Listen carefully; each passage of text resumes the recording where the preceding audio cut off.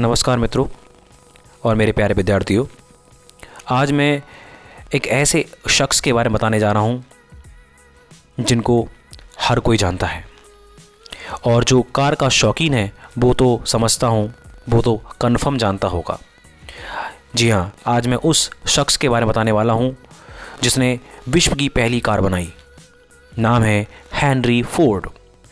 Henry Ford का जन्म 30 जुलाई 1863 को अमेरिका के ग्रीनफील्ड टाउन में एक किसान परिवार में हुआ था। उन्हें बचपन से ही मशीनों में रुचि थी, इसलिए जब उन्होंने प्राइमरी स्कूल की पढ़ाई पूरी की तब उनके पिता ने उन्हें खेती के काम में लगा दिया था। लेकिन समय निकालकर वे अपने दोस्तों की घड़ियों के पुर्जे पुर्जे खोलकर उन्हें फिर से जोड़ देते थे। तब उनके पिता गुस्सा करते थे और उन्हें ताने दिया करते थे। फिर 16 साल की उम्र में वे घर से भागकर डेट्रॉइट पहुंच गए और स्टीम इंजन सुधारने वाली दुकान में काम करने लगे।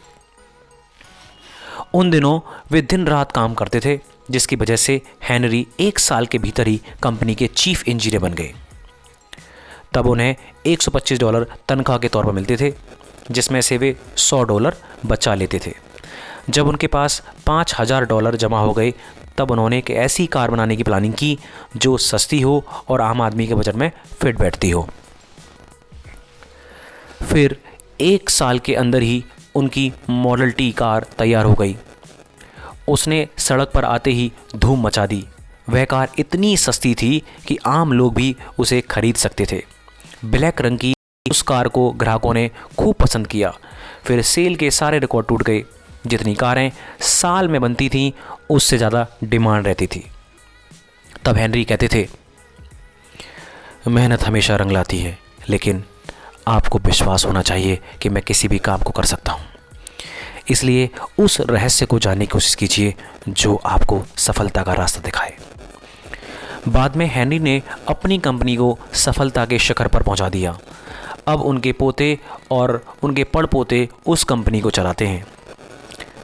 अब मैं जो वाकया बताने जा रहा हूँ उसको बहुत ध्यान सुनिएगा। एक बार वे लंदन गए। वहाँ उन्होंने पूछताछ कार्यालय में जाकर सस्ते होटल के बारे में जानकारी मांगी। तब कर्मचारी बोला, आपके बच्चे जब कभी भी यहाँ आते हैं तो आलीशान होटल में ठहरते हैं और आप सस्ते होटल के बारे में जानकारी मांग रहे हैं। हेनरी फोर्ड ने कहा, मैं एक गरीब बाप का बेटा हूँ और मेरे बच्चे अमीर बाप के। जी हाँ, और आज की कुछ सीख ध्यान सुनिएगा कि जब आप किसी दूसरे के जैसा बनने की कोशिश करते हैं तो आप हमेशा दूसरे स्थान पर रहते हैं। जब आप किसी दूसरे के जैसा बनने की कोशिश करते हैं तो आप हमेशा दूसरे स्थान पर रहते हैं। इसलिए भीड़ का हिस्सा ना बने, ट्रेन का इंजन बने, क्योंकि इंजन को कोई नहीं खींचता, वह खुद अपनी ऊर्जा से चलता है। लेकिन डिब्बों को चलाने के लिए इंजन की ज़रूरत पड़ती है। और आज की यह सीख और आज की यह कहानी यहीं पर हम स्टॉप करते हैं।